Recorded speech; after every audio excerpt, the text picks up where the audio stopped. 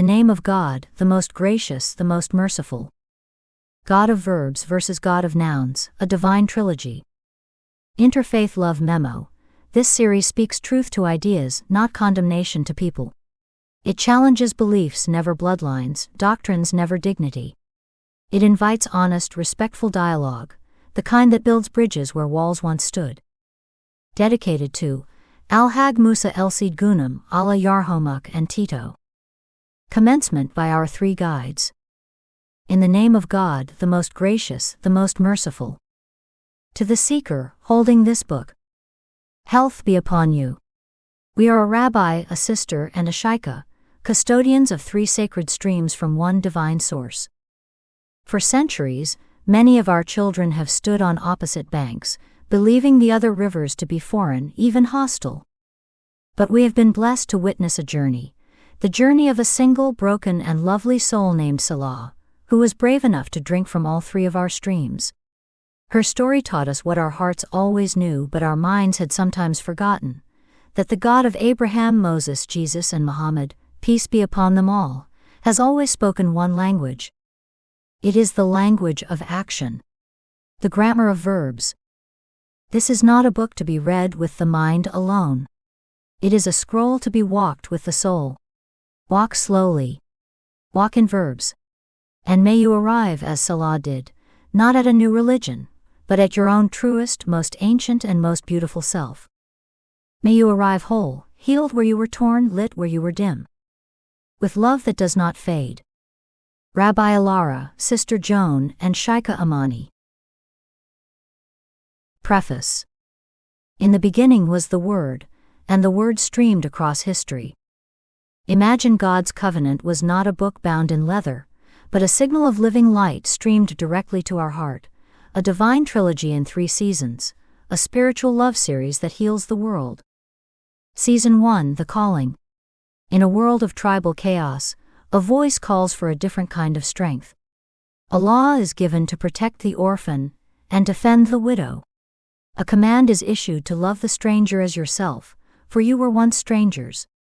A covenant is made not just of fire and stone, but of verbs that demand justice and build a community of compassion. Starring Abraham, Moses, Pharaoh, the burning bush. Season 2, Finding Love.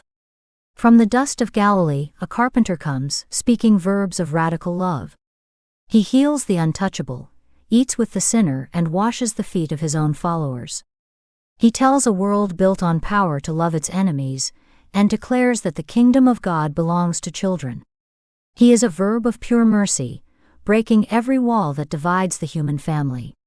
Starring Jesus, Mary, Pilate, the Roman Empire. Season 3, Universal Loving. The series returns, confirming all the love that came before and sealing it for all time. A command is given to never harm your children, to protect the orphan, and to defend the widow. A prophet teaches that God shows no mercy to one who shows no mercy to the young, and that saving a single life is like saving all of humanity.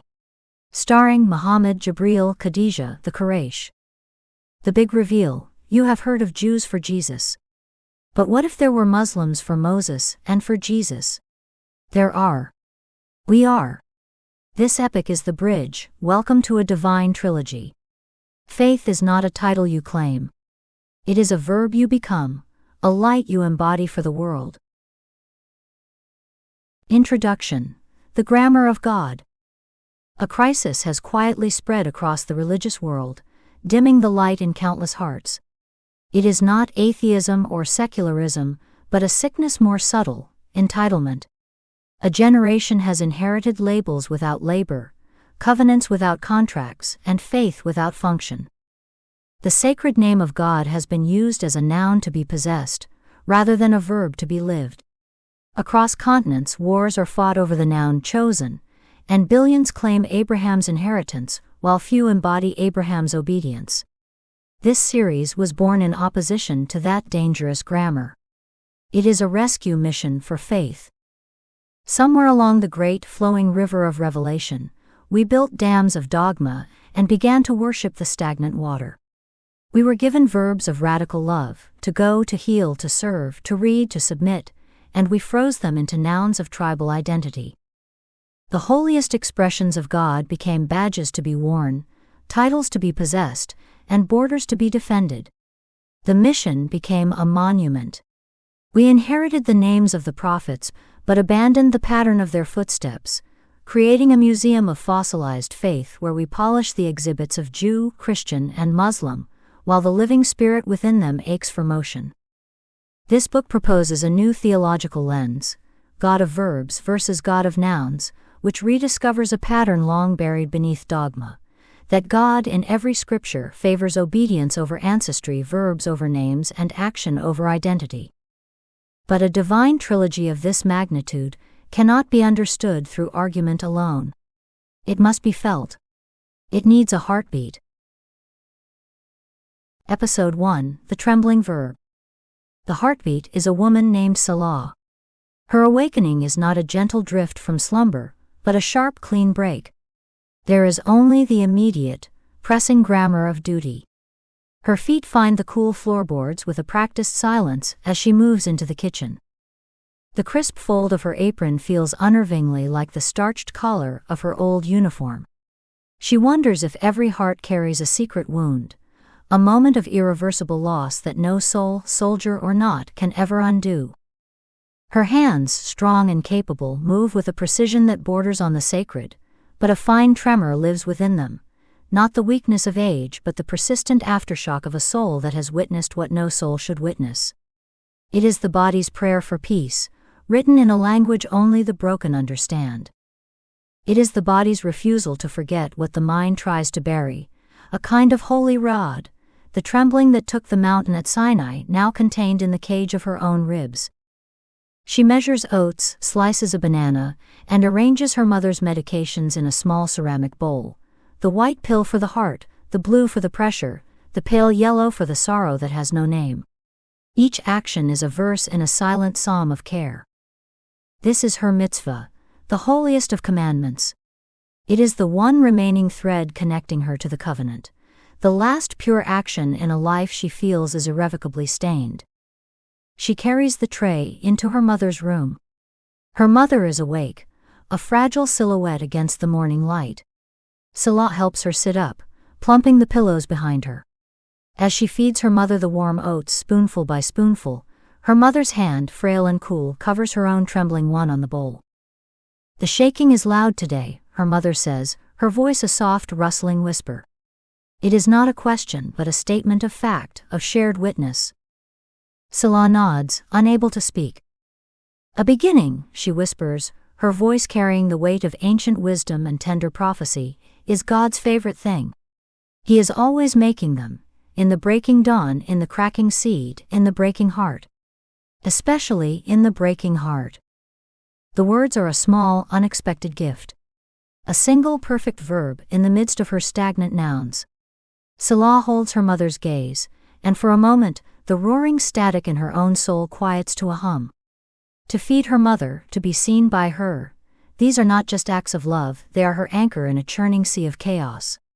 This precision is a shield, a carefully constructed wall against the disorder that rages within her. In the quiet rhythm of this care, she is not a broken thing. She is a daughter. She is a verb.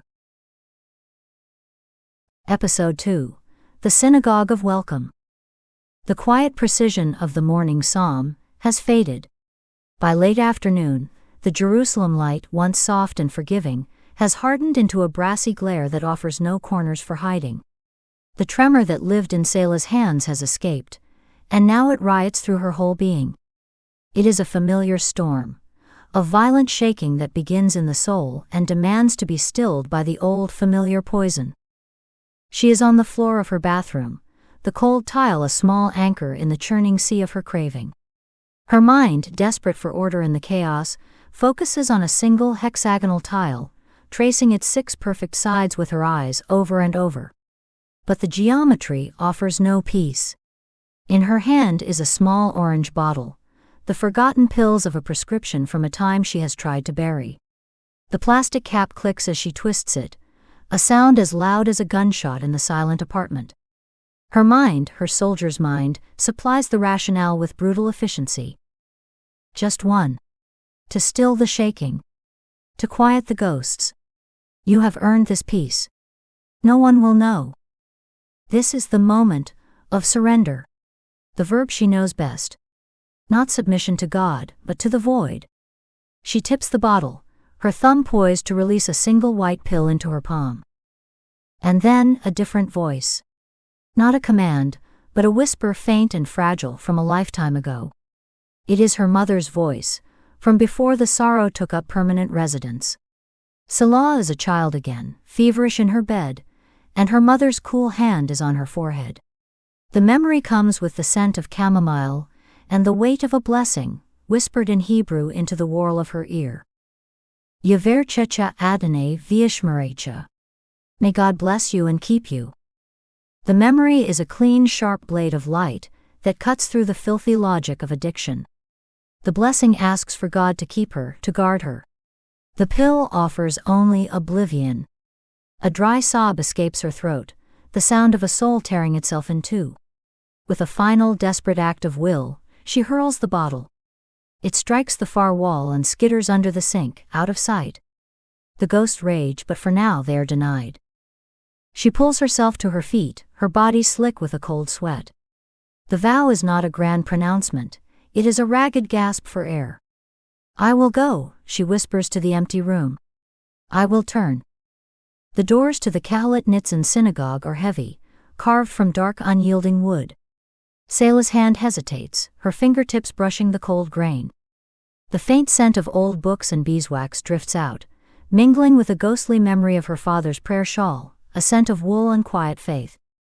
I don't belong here, she whispers to herself, but a child's giggle from inside, bright and unjudging, pulls her forward. She steps in. The air is warm, alive with the murmur of the evening prayer. She slips into a seat in the back row, her head bowed. After the final Amen, as the small congregation begins to disperse, a woman approaches. It is Rabbi Alara. Shabbat Shalom, the rabbi says softly.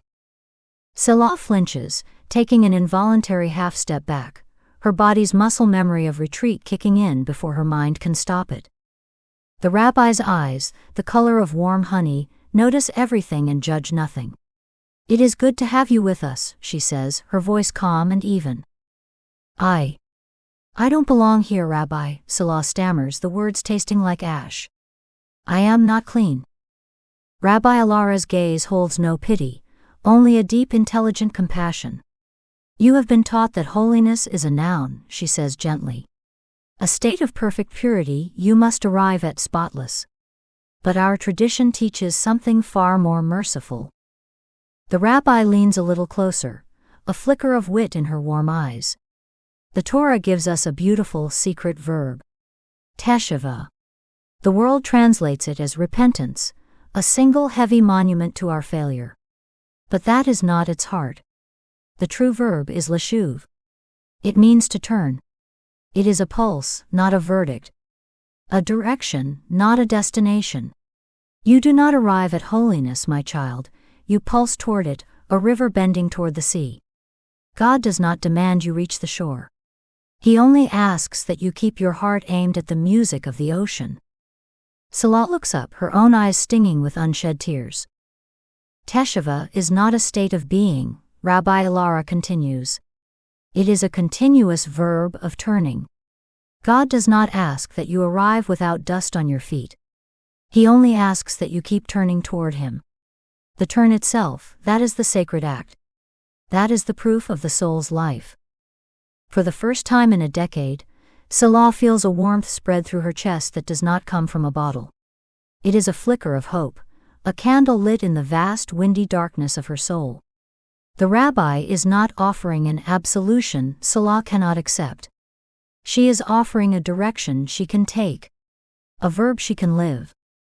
Later that night, Selah sits with her mother. The house is quiet. Her mother, lucid for a rare moment, turns to her. You were out late, she says, her voice clear. Did you find what you were looking for? Selah, still processing the rabbi's words, answers honestly. I found a beginning. Her mother smiles, the first real smile Selah has seen in years, a flash of the woman she used to be. Good, she whispers, her eyes shining. Beginnings are God's favorite things. He's always making them. Episode 3. The Burden of Chosenness. A fragile peace has taken root in Selah's soul. The verb leshuv, to turn, has become her daily meditation. She turns toward the morning light, toward her mother's needs, toward the quiet wisdom in Rabbi Lara's study. For the first time in years, she feels a sense of belonging that is not forged in conflict. But peace in Jerusalem is a temporary truce, and the grammar of the city is relentless. She's walking home, the simple act of buying bread a small grounding ritual. The warm yeasty scent of a fresh challah in her bag is a comfort. Her path takes her near a checkpoint, a permanent scar of concrete and steel. Her new heart sees the wound of it, the cold grammar of power. A young Palestinian woman argues with a soldier, her voice tight with frustration. Selah's eyes are drawn not to the argument, but to the baby strapped to the woman's chest, its tiny hand clutching the fabric of its mother's scarf, a small, perfect fist of innocent trust in a world of walls. The universal vulnerability of it pierces Selah's armored heart. She forces herself to look away, only to walk past a cafe. She catches a snippet of a heated discussion. "It is our right. God gave us this land," one man says, his voice thick with certainty. "We are the chosen. They need to understand that." The word hangs in the air. Chosen. The word chosen strikes Selah not as theology at all, but like the blunt end of a rifle slammed into her chest. She recoils, stumbling back a step, knocking a small table. A cup clatters to the ground. She mutters an apology, gathering herself while her hands shake with a deep moral revulsion. The word from the man's lips sounds exactly like the word elite from the mouth of her former commanding officer. It is the sound of a wall being built. A cold fear snakes around her fragile hope. Is this faith just another uniform? She enters the rabbi's study, the turmoil a live grenade inside her. "Rabbi," she says, her voice raw with the bluntness of the battlefield. "I heard a man today use the word chosen like it was a weapon. Is this faith just another tribe that builds its walls and despises everyone on the other side? Because I have worn that uniform. And it almost killed me." The rabbi nods slowly, her eyes sad and validating. "Good," she says, her voice a bomb. "Your anger is righteous. It is a sign your soul is awake." She guides Selah to the heavy Torah scroll. Let us leave the slogans of the street and go back to what God's word actually says. She unrolls the parchment. Let's begin where God began. With Abraham. "Please, Selah. Read this." Selah reads the familiar words from Genesis, "And all peoples on earth will be blessed through you." She stops. "The first promise," the rabbi says gently. "What is its stated purpose?" "To bless everyone," Selah whispers, the surprise evident in her voice. Exactly. It does not begin with a wall. It begins with a river. "But Rabbi," Selah pushes back, her voice gaining strength, "if it's a river, why do so many people build dams with it?" "An excellent question," the rabbi affirms. "Let's see what the prophets say." She guides Selah to Isaiah. Selah reads, "I will also make you a light for the nations." A light, the rabbi repeats. Is a lamp's purpose to admire itself, or to shine so that others may see? But they do use it to admire themselves. Selah insists, the fire returning. They use it to feel superior. And our own prophets raged against that corruption, the rabbi says, her voice firm. Look here. Amos. Read it slowly. Selah leans in, her voice a whisper as she reads the devastating words. You only have I chosen of all the families of the earth, therefore I will punish you for all your sins. The word lands like a thunderclap. Therefore. The logic is inverted, the pride shattered. Selah looks up, her eyes wide. The rabbi leans forward, her gaze tender. Is chosenness a shield that protects you from God's law, she asks softly. Or is it a burden that binds you to it more tightly than anyone else? Selah cannot answer. The word she heard on the street has nothing to do with the terrifying, beautiful, and demanding verb she sees written here. She is left in a state of profound, stunned silence as the epiphany washes over her. The horror of a holy verb of responsibility being twisted into a profane noun of privilege. Later that week, she is at the interfaith food drive. The gathering is a symphony of cooperation. Women in hijabs, men in kippas, a young Christian priest from an Ethiopian Orthodox church with rolled-up sleeves, all working together. Selah is packing bags when a small girl, a Syrian refugee with eyes that have seen too much, tugs on her sleeve. "Why do you pack the rice so tight?" the girl asks. Selah looks at the bag in her hands, her movements precise, tactical, efficient. She looks at the child. And for the first time in years, a genuine, unbidden laugh escapes her lips. It's a rusty, unfamiliar sound. "Force of habit," she says, a real smile reaching her eyes. She loosens her grip, letting the bag settle more gently. As she hands the bag to the girl's mother, their eyes meet. This, Selah thinks, a thunderclap in her soul. This is the verb. This is the light.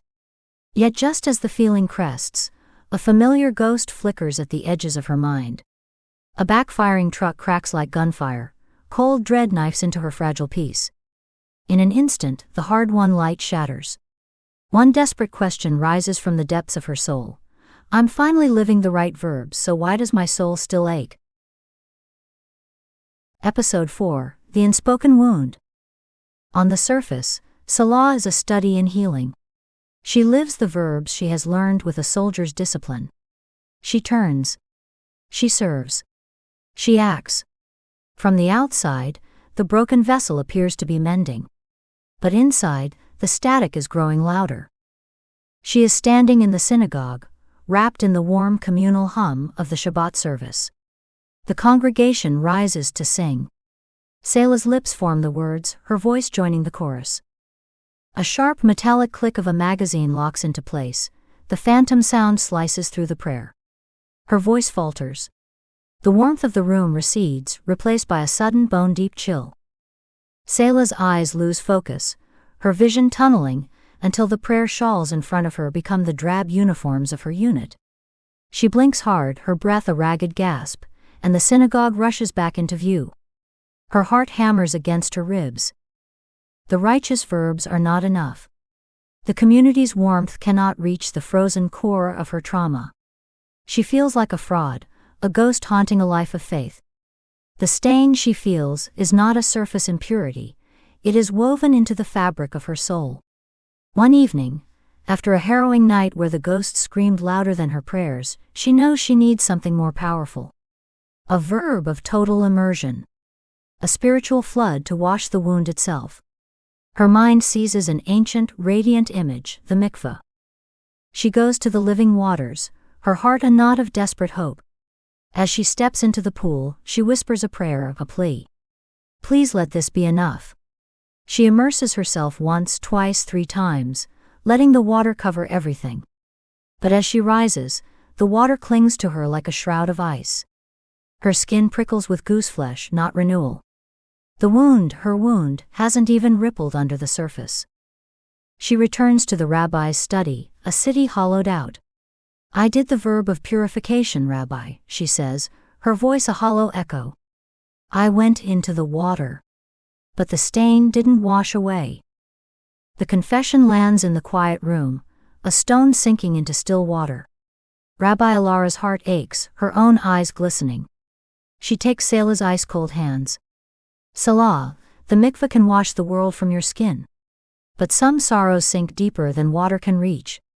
Her voice catches, a rare tremor in her steady wisdom. Our Torah is beautiful, eternal, but it was not written for the shrapnel of modern souls. This wound, a shadow that lingers in the soul's quiet corners, it is a moral injury. And to heal a memory. She trails off.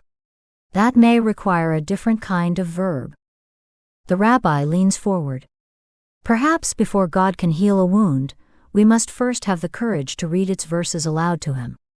Her gaze is an invitation of absolute safety. The text we must read now, my child, is you. Selah's breath catches. Her hands grip the arms of the chair. A wave of dizziness washes over her. All her life she was trained to bury this text. "I can't," she whispers, the words catching on a knot of terror.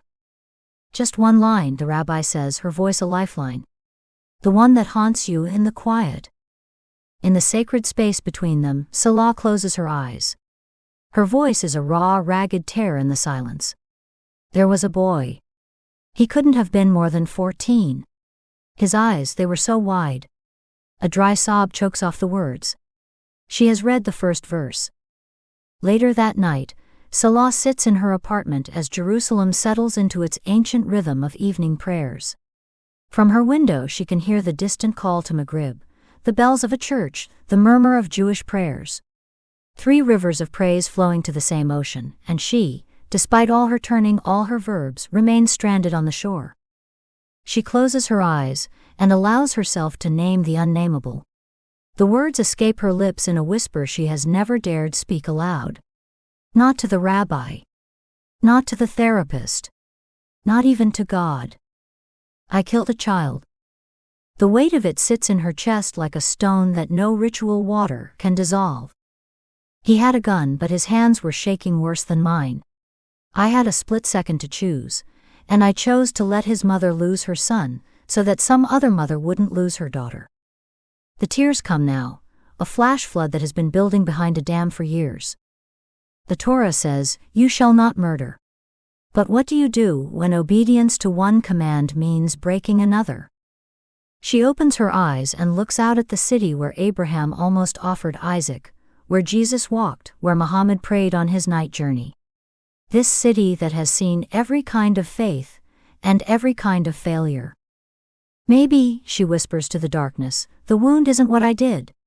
Maybe the wound is believing I can't be forgiven for it." The thought settles over her like a thin blanket, not warm enough but better than the cold.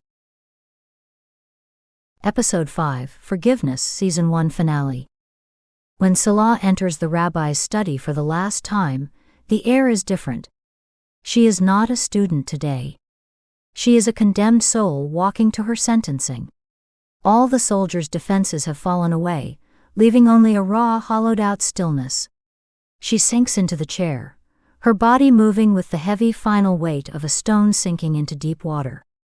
Rabbi Alara looks at the young woman before her, and her heart breaks. The flicker of hope she had so carefully nurtured in Selah's eyes is gone, replaced by a vast and desolate emptiness. "The stain," Selah says, her voice a dead flat whisper that seems to absorb all the light in the room. "It's not a memory, Rabbi. It's me. It's what I am. I thought if I did enough good verbs I could paint over it. But it's in the marrow.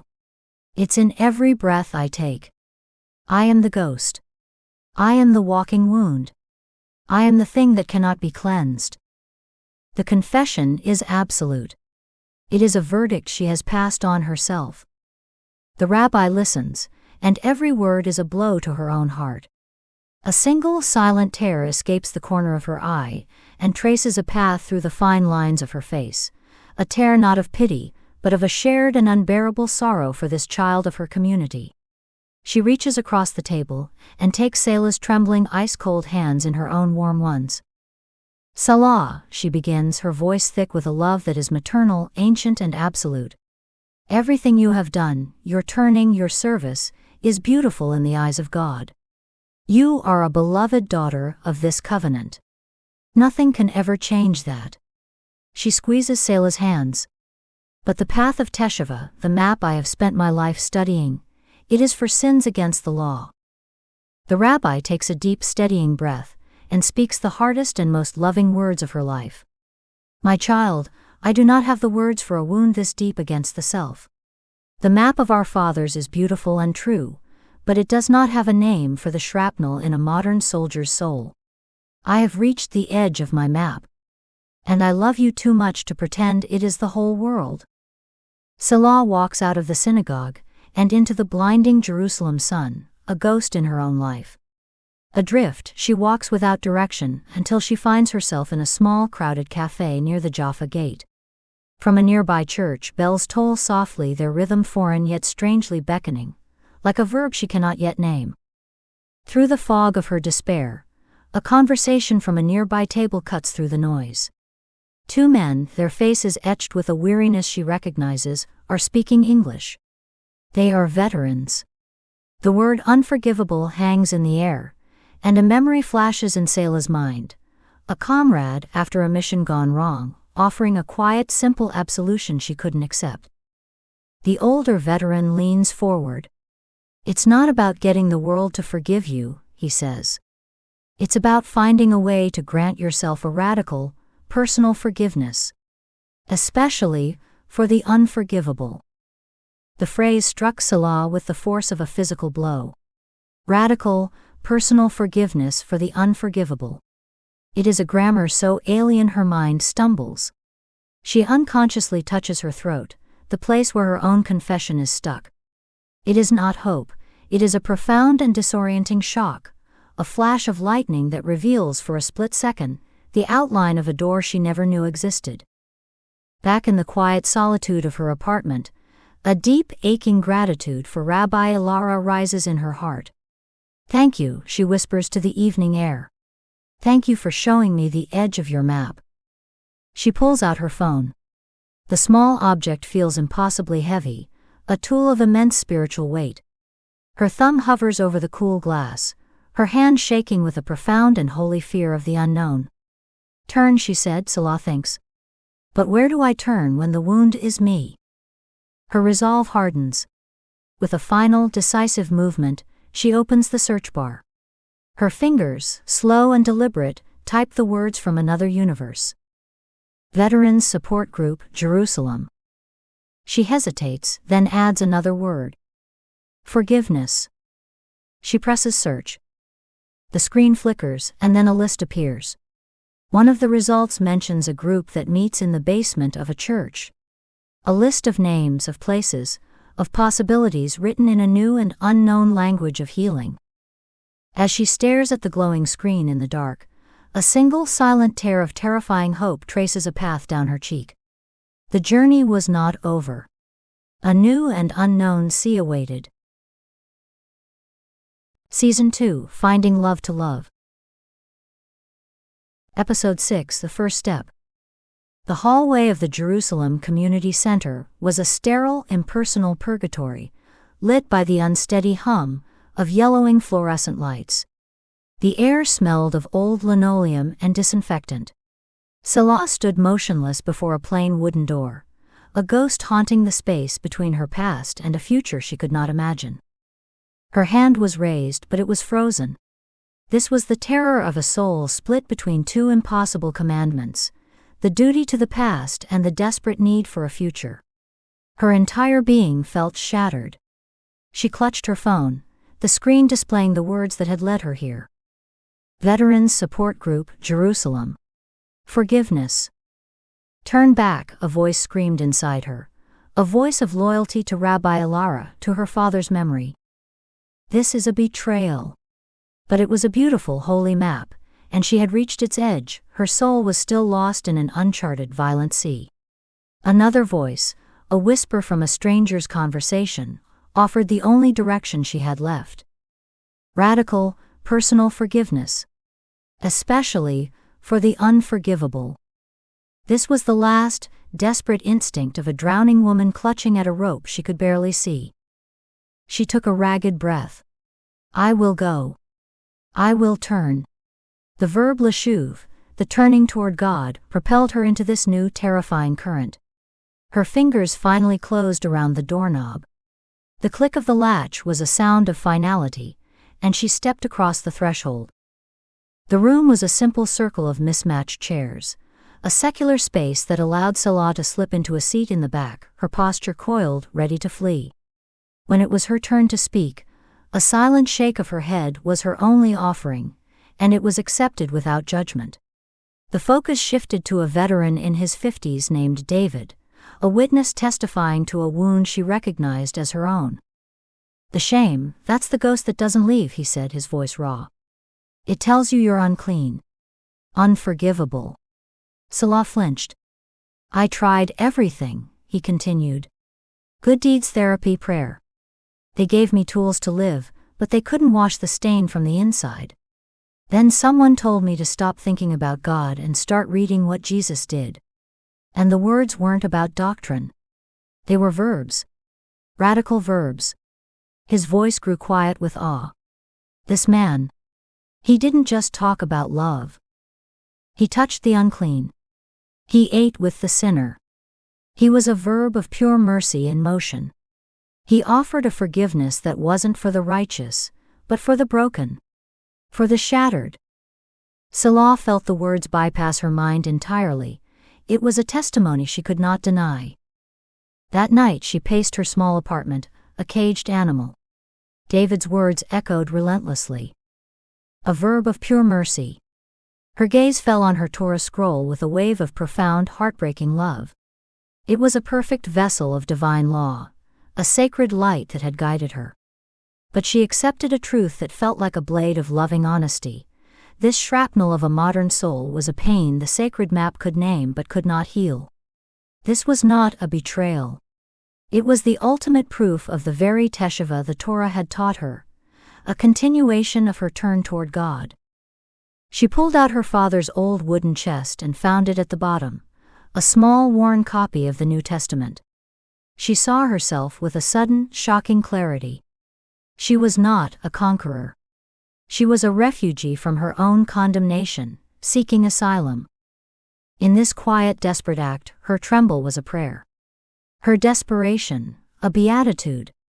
With a final, ragged breath, she opened the cover, beginning the holy act of uncovering the unity behind all revelation.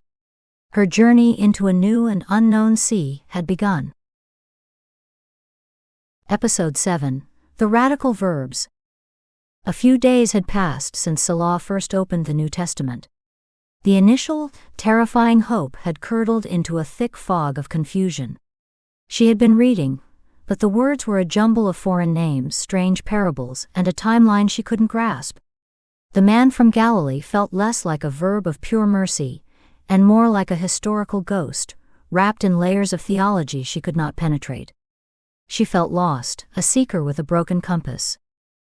The bus ride to Beit Hanina was a study in tension. Her hypervigilance, a soldier's faithful sentinel, scanned every new face, every stop. The Hebrew on the signs gave way to Arabic. She felt her otherness like a heavy coat, her muscles coiled. Her mind churned, trying to make sense of her reading. The words of Matthew blur like a map in a storm, names, parables, no clear objective. Is this mercy or madness? Driven by the memory of the veteran's raw testimony, she had chosen a humble listing from her phone, the Little Sisters of the Common Good. This was not the act of a potential convert. This was a soldier, on a reconnaissance mission, deep in what felt like enemy territory. The address led her not to a church, but to a simple, functional building of Jerusalem stone, fronted by a sprawling, productive community garden. There was no steeple, no cross on the door. Instead of solemn quiet, the place was a hive of activity. She stepped inside, and the scent of vegetable soup and antiseptic filled the air. In one corner, 2 women were packing food boxes. In another, a young man tended to an elderly man's bandaged foot. The sound of a hammer striking a nail echoed from a back room.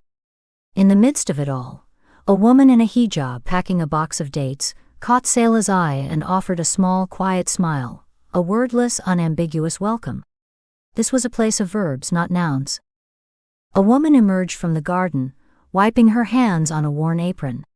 She was in her 60s, with deep laugh lines and a smudge of fresh dirt on her cheek. This was Sister Joan.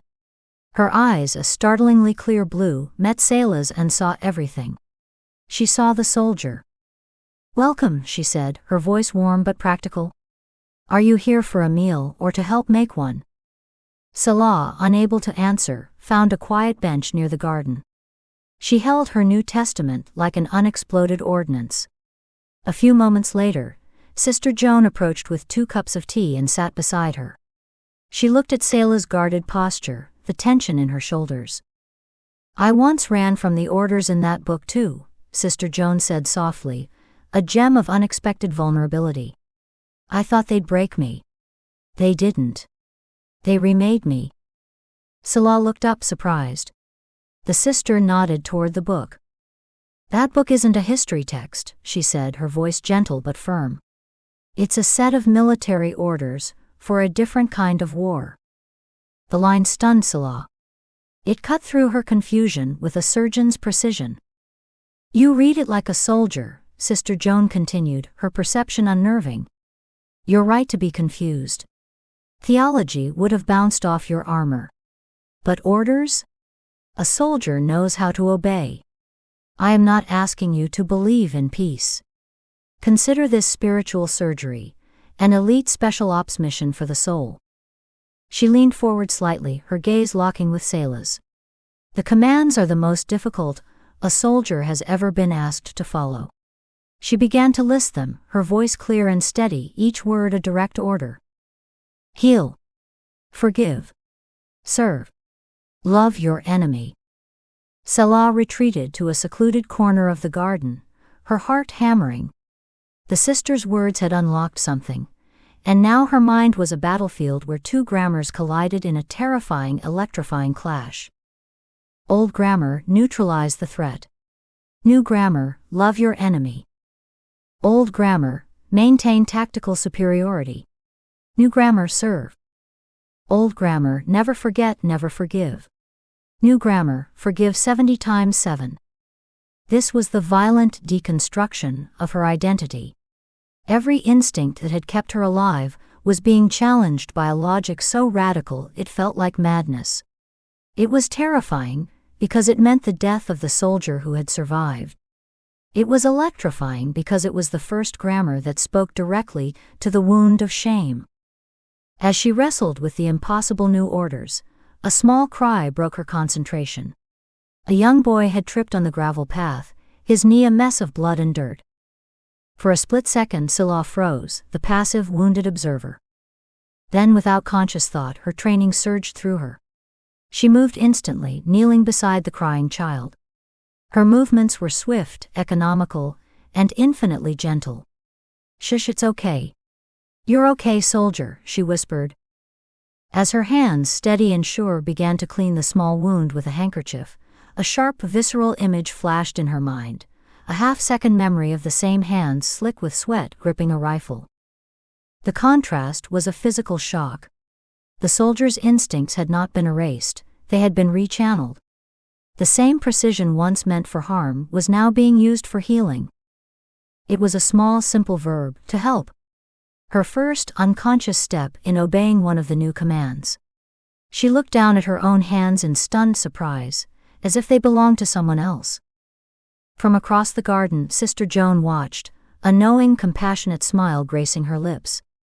The soldier, she knew, had just completed her first drill. Episode 8. A Covenant Divided. A week had passed. A fragile, tentative peace had begun to settle in the fissures of Selah's soul. She had found a new rhythm, a life defined by the radical verbs she was learning to obey. Her days at the community were spent in a state of quiet discipline. She weeded the sprawling garden with a soldier's focus, served meals in the common hall with silent efficiency, and listened, truly listened, to the stories of the people who came seeking shelter or a warm meal. For the first time since before the uniform, she felt a sense of belonging that wasn't forged in conflict. To deepen the fragile understanding that was taking root, she sought out Sister Joan. Sister, she asked, do you have something simple I can read? To understand more. Sister Joan smiled, her eyes full of warmth, and returned a few moments later with a few well-meaning pamphlets and a slim, simply written book on the history of the church. That evening, in the quiet of her small room at the community, Selah began to read. And it was there, in the cold, impersonal print of a chapter on the early church fathers, where she first encountered the doctrine. A single word at first. Supersessionism. Then the explanation, the doctrine that the church had replaced Israel as God's chosen people, and that the Jewish covenant was now obsolete. The book fell from her hands. The words on the page were not abstract theology, They were a direct personal assault. A cold dread seeped into the room, leaching the color from the fragile peace she had so carefully cultivated. She looked out her window at the vibrant community, but now it seemed different. The kindness she had received felt tinged with pity, the gentle welcome a gesture extended to a relic of a dead and broken faith. She retreated into herself, the pain a white-hot nova in her chest. This doctrine, this single idea, invalidates everything. It invalidated her father's memory, turning his quiet faith into a tragic dead end. It invalidated the brilliant, eternal light of the Torah that had been her first guide. And most painfully, it invalidated Rabbi Alara. It twisted her guide's profound wisdom into a folly. It meant the rabbi hadn't lovingly led her to the edge of a map. It meant she was a keeper of the wrong map altogether. This doctrine took her entire past, the Jewish identity she had just begun to reclaim and honor, and turned it back into a fossilized noun, a thing to be studied in a museum of dead religions. The sense of betrayal was absolute and overwhelming. Sister Joan found her hours later, sitting on the same garden bench as before, but this time she was a fortress of ice. The sister's gentle greeting was met with a stony silence. She sat beside Selah, her presence a patient, questioning warmth. Finally, Selah turned to her, her face a mask of grief and fury. A sharp, painful memory flashed in her mind, as vivid as the present moment, the rabbi's warm study, the scent of old books, and Alara's gentle voice saying, "Our covenant, Selah, is a sacred, unbroken chain stretching back to Sinai." The memory made the words in the book a direct violation of that sacred trust. With the blunt honesty of a soldier, she held up the book, her voice dangerously quiet. "Rabbi Alara told me our covenant was an unbroken chain. This book says you came and broke it. Is that what you believe?" Sister Joan did not flinch. She met Selah's pain with complete, validating stillness. Her own face filled with a deep historical sorrow. "Yes, that doctrine is in our history," she said, her voice aching with shared pain. "And it is a wound. Not just a wound that my tradition inflicted on yours, but a deep festering wound in the heart of our own family. A sin of pride we have answered for and must continue to answer for." Her solidarity was disarming. As Selah processed this, another thought, clear and sharp, rose from the wisdom she was absorbing. So this is what it is. Not a holy doctrine, but a human one. A theological tribalism. Sister Joan continued, her voice gaining a firm resolve. It had to be faced. Because humility must be a verb, Selah, an active continuous choice. The moment it becomes a noun, a badge we claim, it transforms into arrogance. And for centuries we chose the noun. She paused, then said, "Let's go back to the original orders." She opened a worn Bible to Matthew chapter 5 verse 17, and asked Selah to read it aloud. Selah's voice was hoarse. "Do not think that I have come to abolish the law or the prophets. I have not come to abolish them but to fulfill them." "That word," Sister Joan said, tapping the page. "Fulfill." Our pride twisted it into terminate. Our fear turned it into replace. But that is not what it means. She looked at Selah, her eyes luminous with a fierce, loving intelligence. "Selah, to fulfill a seed is not to destroy it, but to help it grow into the tree it was always meant to be. To fulfill a promise is not to erase it, but to see it come true in its most glorious form. Jesus came to show us the full loving expression of the law's heart, to take the verb of righteousness and show how it blossoms into the verb of radical love." A weight Selah hadn't even realized she was carrying lifted from her soul. Later she walked back into the community's common area. Her perspective shifted. This place was not a replacement, it was a continuation. Her eyes fell upon a scene near the tea station. The woman in the hijab was sharing a loud, happy laugh with an elderly Jewish man, a kippah on his head, who often came for a warm meal. The theological divide had closed in her heart. In a final quiet act, Selah poured a fresh cup of hot tea. She walked over to the Jewish man, holding it out to him.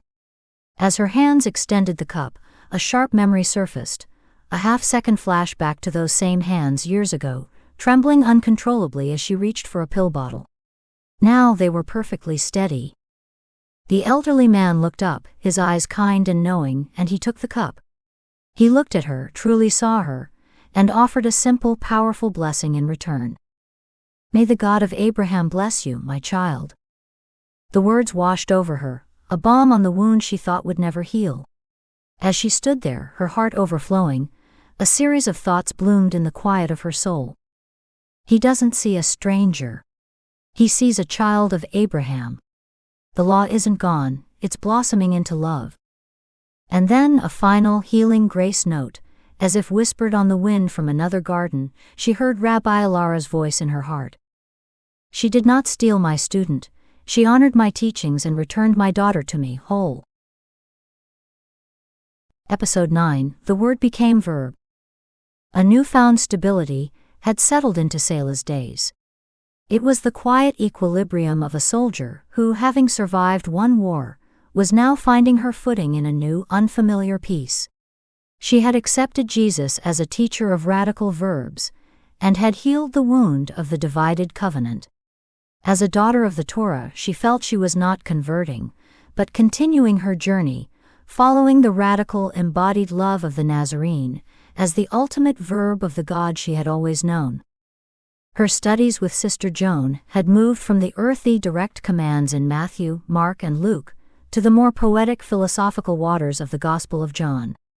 It was there, in the very first verse of the first chapter, that she hit a wall. It was a wall so solid, so absolute, that it stopped her heart cold. She read the words, "In the beginning was the Word, and the Word was with God, and the Word was God. And the Word became flesh and dwelt among us." The sentence was a barrier of pure granite. After all her progress in moving from static nouns to living verbs, she had crashed into the biggest, most immovable noun of all. She retreated, deeply disturbed. The community, which had become a safe harbor, now felt alien, its core belief a danger to her soul. As she sat alone, a sharp, poignant memory ambushed her. She is a little girl, her hand held firmly and lovingly in her father's as he points to the mezuzah on their doorpost. He says gently, "In here, Selah, is the Shema. Hear, O Israel, the Lord our God, the Lord is one." It is the first and last truth. It is our heart. The memory made the words in the Gospel a direct violation of that sacred, loving inheritance. Her mind, her soul was reeling. How can a man be God? This was the very thing her ancestors fought against. It felt like a spiritual betrayal. Was this the price of healing her own wound? To abandon the one, absolute truth her father had placed in her heart. It felt as though she had been led down a beautiful path that ended abruptly at a cliff of idolatry. Sister Joan found her later in the small, quiet chapel. Selah was standing before the simple wooden cross on the wall, staring at it not with reverence, but as if it were an enemy position she was trying to understand before dismantling it. "Sister," she began, her voice tight with pain and confusion. "I can follow the verbs, heal, serve, forgive. But this, the word was God? Sister, my soul knows only one God. There are no others." Sister Joan did not answer immediately. She simply stood beside Selah, sharing the silence. When she finally spoke, her voice was incredibly gentle. "Selah, the English word is a tiny wooden box for a Greek idea that is a forest of living light. The original word was logos. To the ones who first heard it, logos was the divine blueprint, the cosmic reason, the underlying grammar that holds the stars in their courses and teaches the tide when to bow. It is the operating system of reality itself. So let us read it again. Not as the noun became a person, but as the divine action took on a human life. The creative syntax was written in flesh and blood. The very verb of God learned to walk and to weep. The words landed one by one, like keys turning locks deep inside Selah's soul. Jesus wasn't a noun that replaced God, Sister Joan concluded, her voice now a near whisper. He was the ultimate verb of God, entering the world to show us the pattern in a way we could finally see and touch. Selah stared at the cross, but she no longer saw an object of idolatry. The contradiction that had been tearing her apart didn't just resolve, it evaporated. Christology, the great wall of nouns, was suddenly reframed through the lens of verbs. She turned to the sister, her eyes wide with the luminous peace of a profound epiphany. "So," she whispered, the words catching in her throat, "the word is not God's name. It is God's doing." And in that moment she felt a strange resonance, a memory of Rabbi Alara speaking of the Torah not as a book, but as God's divine blueprint, the creative wisdom that existed before the world. This new idea didn't feel foreign. It felt like a long-lost cousin to a truth she already knew. Later that evening, in a final act of embodied grace, the community gathered for a simple meal. Her hands, the hands of a soldier, were now performing the ultimate radical verb. She was not just understanding the logos, she was for the first time helping to embody it. Selah saw the elderly Jewish man from the previous day, his face tired.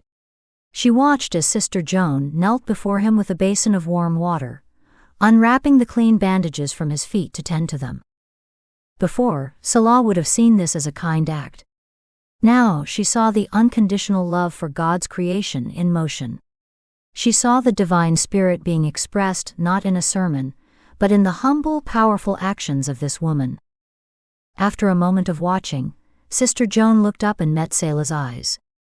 She didn't say a word, but simply nodded toward the basin of water and the clean linen, a silent invitation. Selah hesitated for only a heartbeat. Then she moved, crossing the room and kneeling opposite the sister. She took a clean linen cloth, and after Joan had washed the man's other foot, Selah began to gently dry it.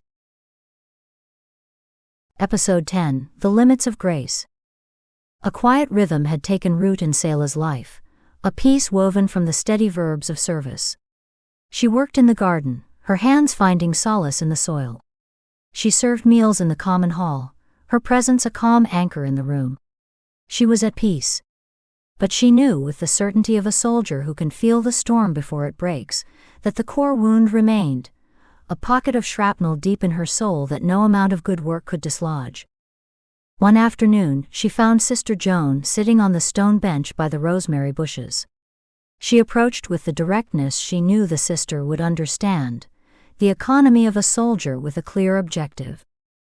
"Sister," she began, her voice low and steady, "you taught me the verbs. Now I need to use the hardest one. Forgiveness." She took a breath. "But for myself. I need you to guide me. I'm ready to face it." Sister Joan looked up, her gaze full of a profound, loving gravity. She had been waiting for this. She simply nodded, stood, and led Selah toward the small, quiet chapel. This was not for a formal confession. This was for a guided, prayerful confrontation with memory itself. Inside the chapel, the air was cool and smelled of old stone and beeswax. There was no judgment here, only stillness. Sister Joan didn't offer easy absolution or empty platitudes. She guided Selah to sit, to close her eyes, and to walk back into the memory that had haunted her for years. "See it, Selah," the sister whispered. "But this time, see it through the eyes of God's radical mercy." And so Selah spoke. For the first time, the whole story came tumbling out, the words jagged and raw. The heat, the shouting, the confusion. The split-second decision. "He couldn't have been more than 14, she choked out, tears now streaming down her face in a silent, violent storm. "He had a gun, but his hands were shaking worse than mine. I chose to let his mother lose her son, so that some other mother wouldn't lose her daughter. I chose." "What did you choose, Selah?" Sister Joan prompted gently. "I chose to kill a child," she sobbed, the words tearing from her throat finally uncaged. The full weight of the confession settled in the quiet chapel. "And what does grace say to the one who did that?" the sister asked softly. Selah wept, a deep, shuddering catharsis that shook her entire body. Through the storm, Joan's voice was a steady anchor. Finally, after an eternity of tears, Selah's breathing steadied. In the ensuing quiet, she heard the final, gentle prompt. "What is the verb you need, my child?" In a whisper so faint it was almost silent, Selah finally said the words to the only person who needed to hear them. She said them to the broken soldier inside her. "I forgive you." It was a profound, soul-shaking release. A tectonic shift deep within her spirit. And in that moment of grace, as she saw her own face in her mind's eye finding a sliver of peace, a fleeting powerful vision appeared alongside it, a flash of the face of the boy's mother, her eyes mirroring the same devastating pain Selah had carried for so long. This vision was the seed. Her own forgiveness was now instantly and inextricably linked to the suffering of others. In the quiet aftermath, sitting in the chapel's gentle light, Selah was not just peaceful, she was transformed. The frantic energy that had propelled her for years was gone. The ghosts were quiet. But in their place a new feeling rose, not doubt, but an overwhelming aching love for humanity born from the vision of that mother's face. Her personal healing had exploded into a universal compassion. The question that would define the next chapter of her life was born not from intellectual curiosity, but from a heart that had been broken open by love. She found Sister Joan in the garden, her eyes shining with this new holy fire. "Sister," she began, her voice urgent with this new love. "If this message is true and this love is universal, why is it so complicated? Why is it wrapped in a story that half the world doesn't accept? Where is the final, unambiguous expression of this grace for all people, beyond culture, beyond interpretation?" Sister Joan listened, her expression one of deep, sad wisdom.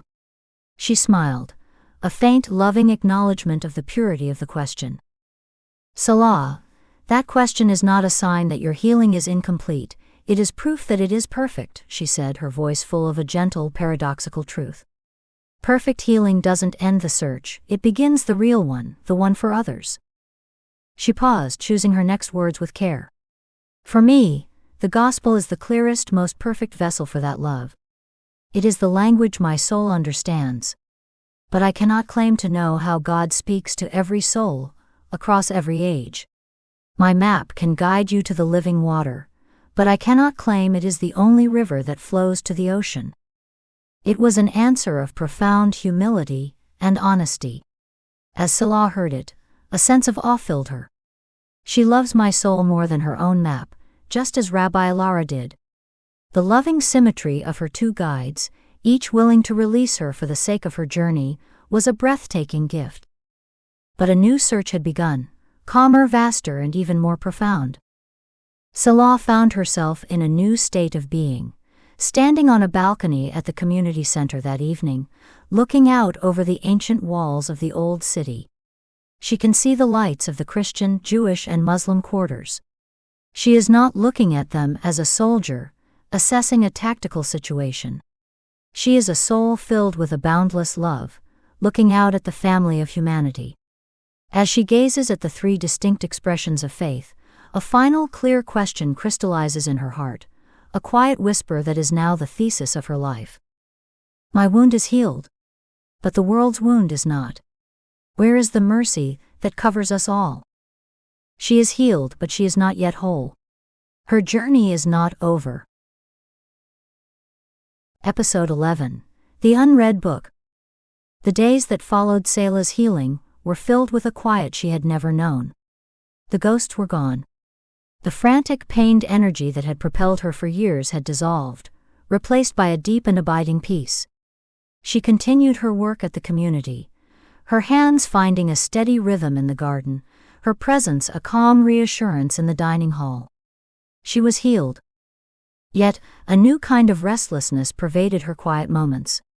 It was not the sharp edge of anxiety, but a calm, persistent, and expansive ache.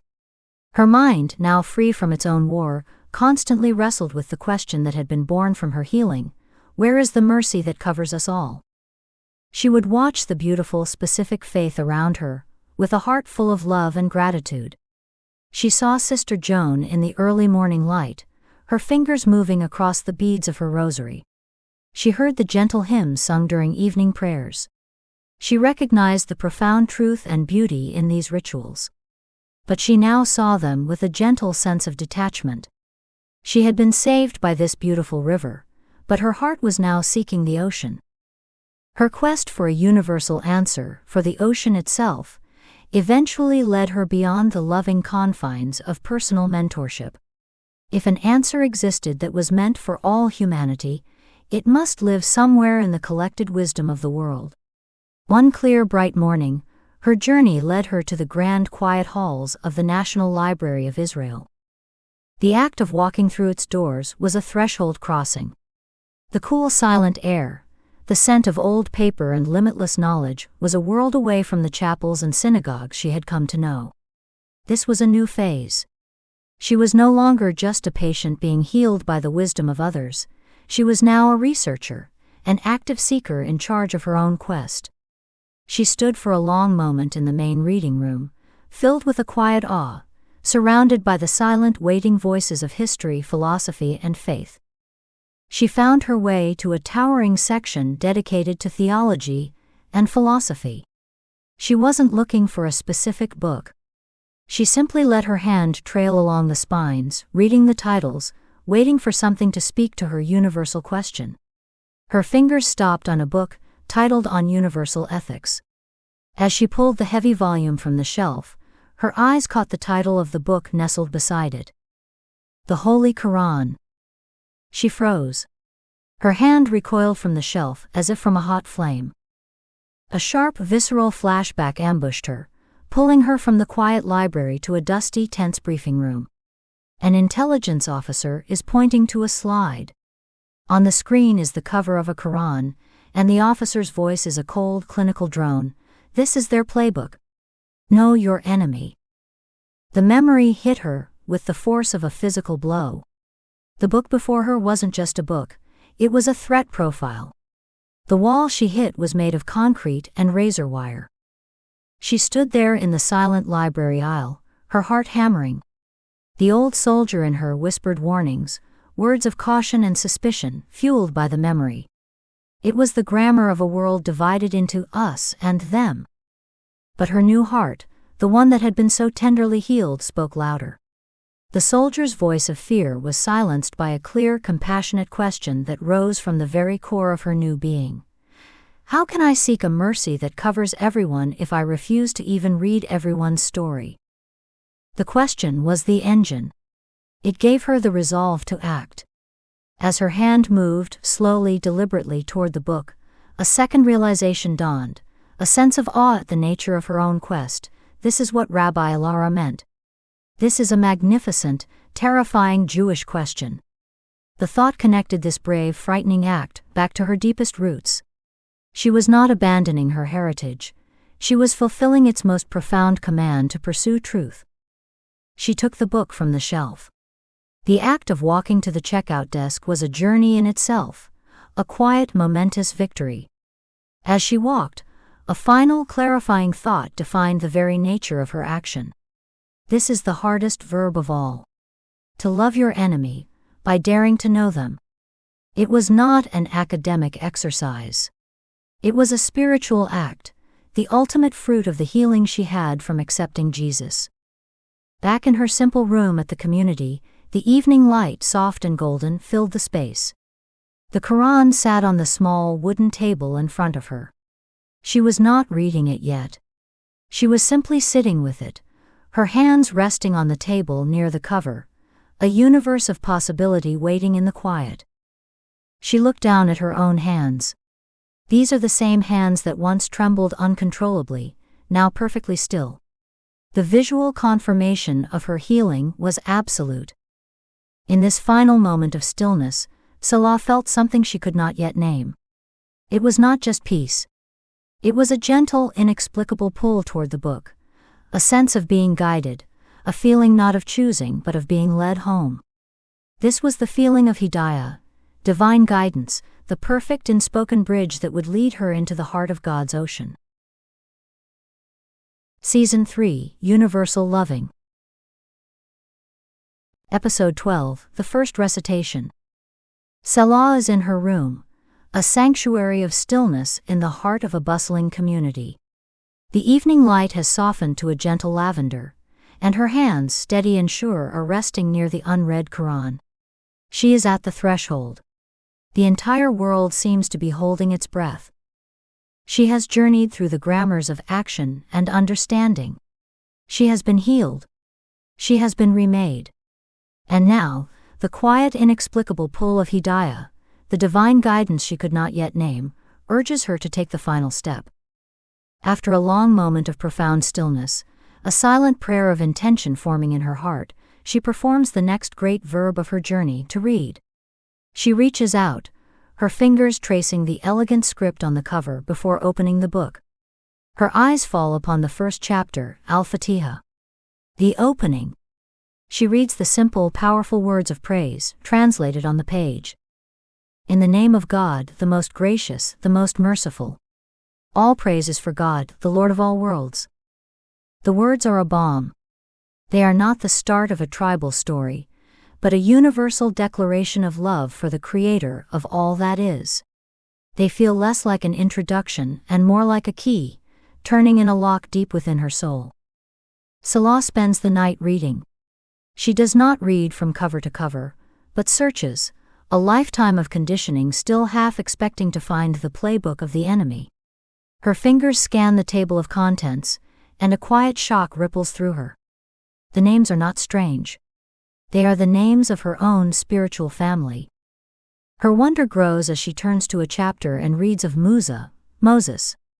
As her eyes scan the familiar story of his struggle with Pharaoh, a brief warm flashback illuminates her mind. She sees her own mother's hands, frail but steady, lighting the Shabbat candles. She hears the familiar Hebrew blessing, a soft melody in the quiet of their home. The memory connects the foundation of her past to her present discovery with a thread of pure love. She keeps reading, finding a chapter on Isa, Jesus, his miraculous birth and his powerful verbs of healing. Then she finds an entire chapter named for his mother, Maryam, Mary, honoring her with a reverence that takes Selah's breath away. This is not the book of the other. This is the story of her own prophets, her own sacred lineage. Her mind reels with a profound sense of awe and relief. Her internal monologue crystallizes with a beautiful, tearful realization. It is as if I have discovered a letter from a part of the family I never knew we had. The names are our names, the stories are our stories. Her reading is a profound comfort, a homecoming she never expected. But it also raises 1,000 new questions. The structure, the poetic cadence, the context, it is all new. She recognizes the names, but she does not yet understand the grammar of this revelation. In the morning light, she knows with perfect clarity what she must do. The Torah had required a guide, and God sent her Rabbi Ilara. The Gospel had required a guide, and God sent her sister Joan. She understands now that this final, clarifying recitation also requires a teacher. Her journey is not one of solitary reading in a library, it is and has always been one of sacred learning, heart to heart. Her search leads her to a small, respected Islamic learning center nestled in a quiet street of the old city. There she meets her final, essential guide, Shaykha Amani. The Shaykha is a woman whose serenity is a palpable force, whose presence radiates a powerful stillness. Her eyes are full of a wisdom that seems both ancient and immediate, and they greet Selah with a gentle, knowing light, as if she has been expected all along. As Selah enters the Shaykha's simple, book-lined study, a subtle sensory detail greets her.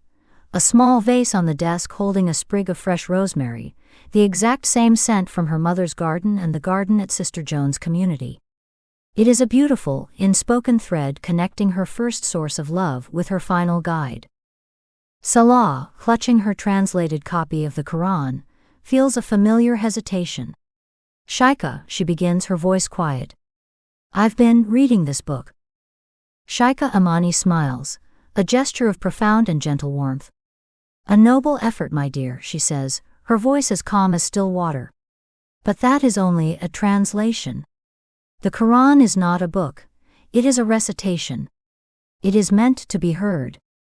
The distinction lands with quiet power, shifting Selah's entire understanding. This is not a text to be studied like a manual. It is a song to be received by the heart. But before we begin, the Shaykha continues, her gaze full of a deep loving compassion. We do not convert you to Islam, my dear. We awaken you to the Islam already in your soul. Selah expresses her confusion, her journey through the beautiful truths of Judaism and Christianity, and now her arrival at what feels like a third, separate path. The Shaykha listens with perfect patient love. When Selah is finished, the Shaykha does not offer a complicated answer. She offers a single verse.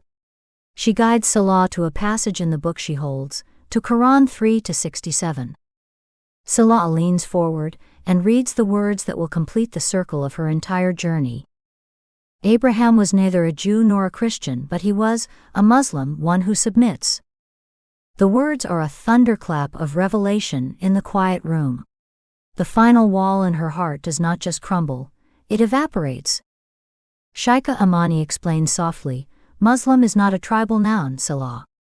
It is the timeless verb describing anyone from any age who submits their will to the one God. Abraham was a submitter. Moses was a submitter. Jesus was a submitter. You have been learning this one primordial verb your entire life. As Selah processes this world-altering truth, her mind flashes with gratitude to the guide who made her heart ready for it. A healed heart recognizes its beloved's voice in any tongue, she thinks, a silent thank you to Sister Joan. A look of utter revelation washed over Selah's face. The energy is not one of conversion, but of breathtaking completion. The final thought in her mind is a whisper of pure, unadulterated awe. I haven't been converting. I've been remembering. As the thought landed in her soul, a faint, beautiful sound began to drift through the window from somewhere in the city, the sound of the Adhan, the call to prayer. It was a sound that was no longer foreign, but a call home. Episode 13, A Heaven Without Walls. The days with Shaykha Amani were like drinking cool water after a lifetime of thirst. A quiet bliss had settled in Selah's soul as she learned, a sense of homecoming that she had ached for. Her heart was at peace. One sun-drenched afternoon that peace was shattered. She was walking through the ancient, bustling streets of the old city when she saw him, the elderly Jewish man from the community. He was speaking with a young, earnest tourist, who clutched a pamphlet like a shield. Selah drew closer, and the tourist's words, spoken with a condescending pity, cut through the air. But sir, the young man said, unless you accept Jesus as your personal savior, your faith is invalid. I'm telling you this because I don't want you to be lost. Selah watched as a shadow of deep, ancient pain passed over the old man's face. He did not argue. He simply gave a small, dignified nod and turned to walk away. The sight of his pained, dignified silence and the tourist's arrogant certainty reopened Selah's old wounds of chosenness and replacement with a fresh, sharp pain. She went to Shaykha Amani, her heart troubled not for herself, but for the good, righteous man she had seen so casually dismissed. Shaykha, she began, her voice tight with an urgent need for clarity. I see the beauty in all three paths. But I still see the walls. I see them everywhere. I see good people being told they are lost. What is the final truth? Who is saved? Does God have a chosen people or not? I need to understand the blueprint for heaven's walls. Shaykha Amani listened, her serene expression acknowledging the depth of Selah's pain. The mercy of God is a great river, Selah. Let us look at the channels He has already revealed, the Shaykha said. What did the Torah teach you about the one who is not of your tribe? Selah's mind went back to her time with Rabbi Alara. That you shall love the stranger as yourself. A beautiful, merciful verb, the Shaykha affirmed. And the gospel? To love your neighbor as yourself. Another expression of the same divine love, the Shaykha said. She then leaned forward, her voice imbued with a unifying power. You see, Selah, the revelations are not competing rivers fighting for space. The Torah and the Gospel are mighty rivers, carving the landscape of the soul with justice and mercy. The final recitation is not a storm that washes them away, it is the great, clarifying ocean into which they all flow, their essential truth preserved and protected. But you are asking for the final, unambiguous statement, the Shaykha continued. The verse that removes all doubt. She gestured to a Qur'an on the table. Please read. She guided Selah to the Qur'an's explicit mercy clause. Selah's finger traced the words as she read them aloud. Indeed, those who believed, and those who were Jews or Christians or Sabians, those who believed in God and the last day and did righteousness, will have their reward with their Lord, and no fear will there be concerning them, nor will they grieve. The verse landed in the quiet room with the force of pure, liberating light. Selah read it again, the words a balm on every wound of exclusion she had ever felt. She looked up at the Shaykha, her eyes wide with the dawning of a profound understanding. This is the essence of Islam's post-tribal vision, Shaykha Amani explained gently. Paradise is not a private club for those who carry the right noun, Jew, Christian, Muslim. It is a home for those who perform the right verbs. To believe in the one God, and to do righteousness. The wound healed. Not just for a day, but forever. In her mind she heard a new thought, clear and bright. It's not a new song. It echoes the song my own prophets have been singing for centuries. This thought then culminated in a whispered revolutionary thesis, spoken aloud to herself. So, paradise is not a noun you inherit, it is a verb you live. She saw with perfect clarity that the family of God was defined by action, not ancestry. Later that day, Selah sought out the elderly Jewish man. She found him sitting alone on a bench in a quiet courtyard, looking disheartened. She didn't preach or explain. She simply approached with a thermos of hot, sweet tea, and a small plate with a piece of honey cake. She sat beside him, poured 2 cups, and offered him one. A silent, loving verb of companionship that transcended any wall. Her heart was now finally unwalled. He looked at her, his tired eyes filled with a gentle surprise. He took the cup. They sat for a long moment in a comfortable, healing silence. After a final sip of tea, he turned to her, his eyes full of ancient wisdom and gentle gratitude, and offered the reciprocal blessing. It is good to sit with a righteous soul. His words landed in her heart, a perfect validating echo of the verse she had just learned. They shared a quiet, comfortable silence as the Jerusalem sun cast long golden shadows, 2 righteous souls at peace. Episode 14, The Broken Flow. A profound peace had settled in Selah's heart, a quiet bliss born from the discovery of a heaven without walls. She walked the ancient streets of Jerusalem with new eyes, seeing not a city of divisions, but a city of shared humanity. She saw the love in the eyes of a mother wearing a hijab, the devotion in the prayers of a man wearing a kippah, the charity in the hands of a nun serving soup. But her peace was disturbed by a new, logical and painful question. She also saw the walls, both physical and invisible, that still divided the city's faithful. Her internal monologue was a constant, troubled prayer. If the truth is so beautifully unified, why is the world so fractured? If all the rivers flow to one ocean, why do we insist on building dams? Why isn't this good news shared? She brought this heartfelt question to Shaykha Amani, her frustration evident in her voice. Shaykha, I feel like I'm holding a cure for a sickness, but I see the sickness everywhere and no one is sharing the cure. Shaykha Amani's gaze was serene and full of understanding. You have just discovered the most important and most wounded verb in our tradition, my dear. The verb of dua. The world has taught you that dua is proselytizing or conversion, nouns of conquest, the Shaykha explained. But in its pure form, it is the gentle verb of inviting, of healing. This is the truth you have already learned in your soul, that to truly submit is to nurture your being. You do not force a thirsty person to drink, my dear. You simply show them where the well is. Awe filled Selah's face. If it's that simple and beautiful, she asked, what happened? Why did it stop? A shadow of sorrow passed over the Shaykha's features.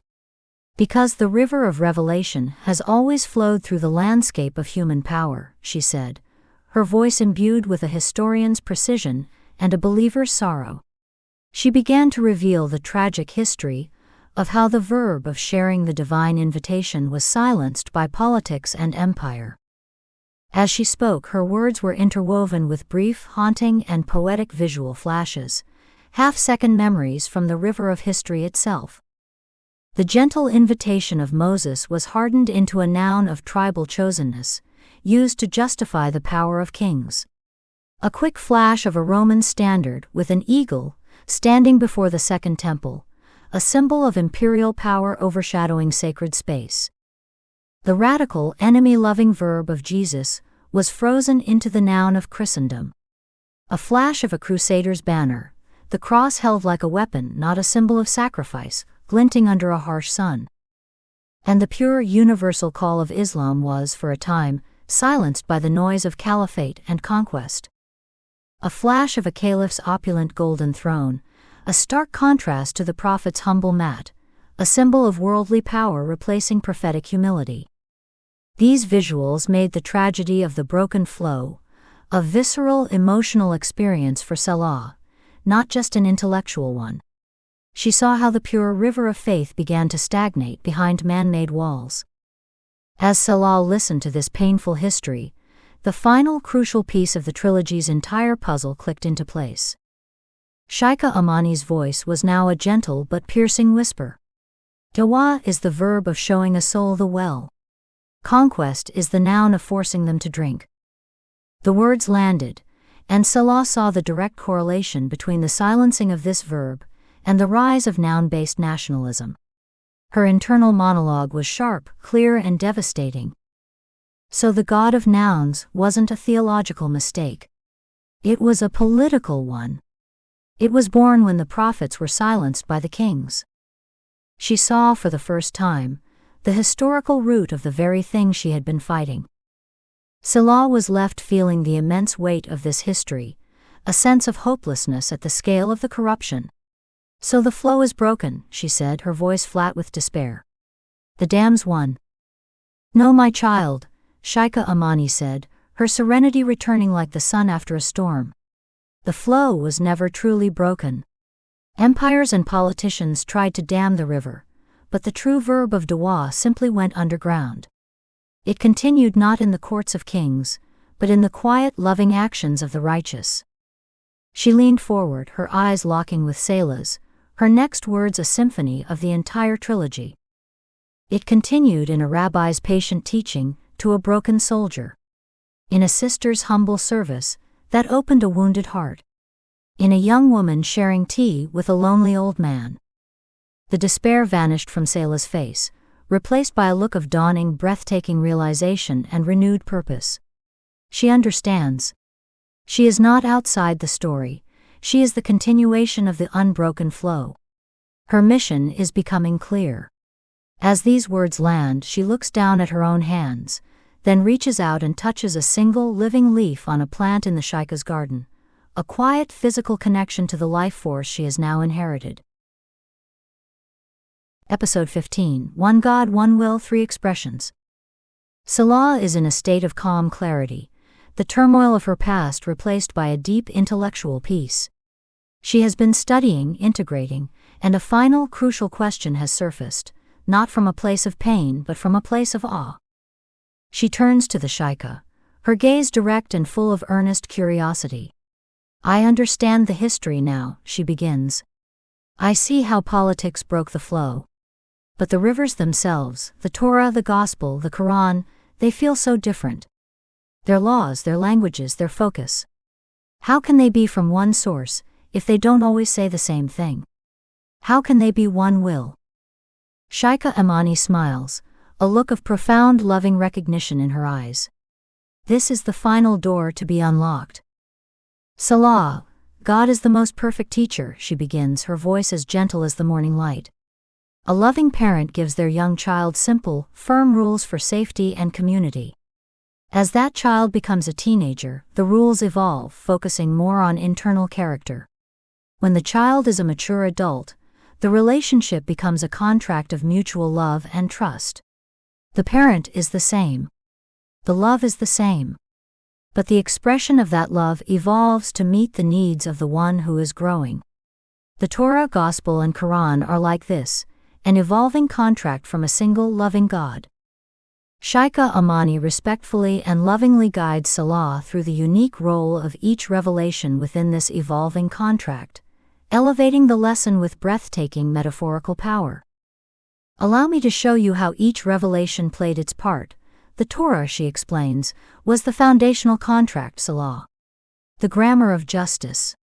Our Torah was not replaced, it was honored as the foundation stone upon which the whole cathedral was built. Then came the personal evolution, she continues, her voice softening, the grammar of mercy. The Gospel was the heart, installed to pump the blood of mercy through the body of the law. And the final, universal expression, she concludes, her voice full of a gentle finality, is the grammar of submission. The Qur'an is the final architectural drawing that reveals how the foundation and the heart were always part of the same perfect design. As Selah listens, the entire journey, from Rabbi Alara's dusty study to Sister Joan's sunlit garden to this quiet, fragrant room, coalesces into a single breathtaking truth. She finally grasps the full God-of-Verbs versus God-of-Nouns trilogy in its entirety. The different expressions were not contradictions. They were different lessons from the same perfect teacher. Her eyes fill with tears of pure intellectual and spiritual joy. She looks at the Shaikha, her voice a whisper of profound discovery. Obey. Love. Submit. 3 verbs. 1 will. Selah was now in a state of profound, unshakable peace. In that single silent touch, the 3 rivers of revelation flowed together under her hand, becoming one ocean, one story from one God. The seeking is over. The integration is complete. Selah that evening, sitting at her own small desk. On it she has placed her 3 books, the Torah, the New Testament, and the Qur'an. She looks at them not as a collection of competing texts, but as 3 beautiful, seamlessly bound volumes of a single, unfolding divine trilogy. After a moment of profound, peaceful contemplation, she slowly and reverently places her hand over all 3 books at once, her palm covering the Tanakh, the New Testament, and the Qur'an without distinction. This single silent action is a physical declaration that for her, they are now one story from one God. Her mission is no longer just a feeling, it is a fully formed, theologically complete understanding ready to be lived. Episode 16, Rivers to the Ocean.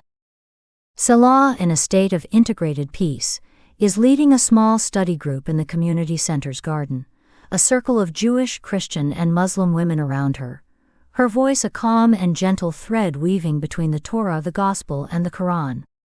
Her peace is real, her wholeness earned. Her phone vibrates on the table. She excuses herself, and the single word from the nurse on the other end of the line, Selah, is all it takes. The news shatters her peace, but not her foundation. The grief is immense, a sudden sharp intake of breath that threatens to steal the air from her lungs. But underneath it, her response is one of clear, focused purpose. Her final mission is born not from a plan, but from a desperate, loving need. She must bring the whole of God's mercy, the justice, the love, and the submission she has learned, to her mother as a final living gift. What follows is a powerful, urgent journey across the holy city, a gathering of the rivers of mercy. She finds Rabbi Alara, in the dusty, quiet light of the synagogue's library. The rabbi sees the look on Selah's face and knows immediately. As Selah begins her plea, her voice choked with emotion, a brief poignant flashback pierces her mind. Selah's mother, younger but hollowed by grief, lifting the simple cotton sheet to cover the mirror in their home. The memory gives her words a raw, heart-wrenching power. Rabbi, please. You must come. She is going. I need her to feel the foundation of your justice, the strength of the covenant that held her all her life. Next she finds Sister Joan tending to a patient. When they are alone, her request is just as heartfelt. Sister, please. I need her to feel the grace of your mercy, the radical love that heals the deepest wounds. Sister Joan simply takes off her apron, her eyes already saying yes. Finally, she arrives at the serene quiet of Shaikha Amani's study. Her voice is now a whisper, full of a sacred awe for what she is about to ask. Shaikha, I need her to feel the peace of your submission, the final beautiful surrender to the One. The three guides meet for the first time, not in a grand hall, but in the humble, love-worn living room of Selah's apartment. The air is still, charged with the sacred weight of impending mortality. Shaikha Amani pours 3 small glasses of mint tea, the fragrant steam rising like a shared prayer. For a moment, they are simply 3 women, holding the warmth of the glasses in their hands. Rabbi Alara is the first to speak, her voice a soft melody against the quiet hum of the city outside. The soul, she says, looking into her glass, is like a flame. It never dies, it is only returned to the great fire from which it came. I have spent my life teaching this. But to see it in one so young, to see our Selah guide her own mother home, it is a lesson that teaches the teacher. Sister Joan nods, a compassionate, weary smile touching her lips. She is a soldier to the last, isn't she? I taught her that the gospel was a set of orders for a different kind of war. I never imagined her final mission would be this. To command a soul with love, to stand down and be at peace.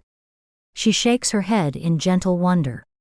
She learned to forgive the unforgivable in herself. Now she is using that grace to face the unfaceable for her mother.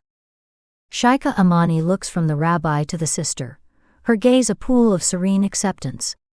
You both gave her such beautiful verbs, she says, her voice calm as still water. You gave her lashuv to turn. You gave her agape to love. You prepared the vessel. All that was left was for her to learn taslim, to submit. Not in defeat, but in peace. She meets their eyes. Her soul was never broken. It was just unfinished. And now, because of the rivers you tended, she is ready to guide her mother to the ocean. They sit in a comfortable knowing silence, the space between them filled not with doctrine, but with a profound shared love for the student who had become the master.